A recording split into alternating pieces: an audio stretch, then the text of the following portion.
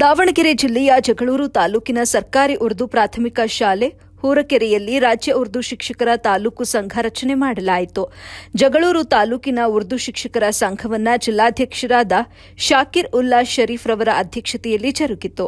ತಾಲೂಕು ಅಧ್ಯಕ್ಷರಾಗಿ ಫಾತಿಮಾ ಬಿ, ಉಪಾಧ್ಯಕ್ಷರಾಗಿ ಫರೀದಾ ಬಾನು ಹಾಗೂ ಮಕ್ಸೋದ, ಪ್ರಧಾನ ಕಾರ್ಯದರ್ಶಿಗಳಾಗಿ ಮೊಹಮ್ಮದ್ ಇಲಿಯಾಸ್, ಖಜಾಂಚಿಯಾಗಿ ಉಮ್ಮೆ ಹಾನಿ, ಸಹಕಾರ್ಯದರ್ಶಿಗಳಾಗಿ ಮಾಮಾ ಜಾನ್ ಹಾಗೂ ಶಮೀಂ ಉನ್ನಿಸಾ ಆಯ್ಕೆಗೊಂಡರು. ಸಂಘಟನಾ ಕಾರ್ಯದರ್ಶಿಗಳಾಗಿ ಶಹನವಾಜ್ ಹಾಗೂ ನಫೀಸ್ ಫಾತಿಮಾ, ಸಾಂಸ್ಕೃತಿಕ ಕಾರ್ಯದರ್ಶಿಗಳಾಗಿ ಫರೀದಾ ಬಾನು, ಇನ್ಫಾರ್ಮೇಷನ್ ಸೆಕ್ರೆಟರಿಯಾಗಿ ಗುಲ್ಫನ್ ಅವಿರೋಧವಾಗಿ ಆಯ್ಕೆಯಾದರು.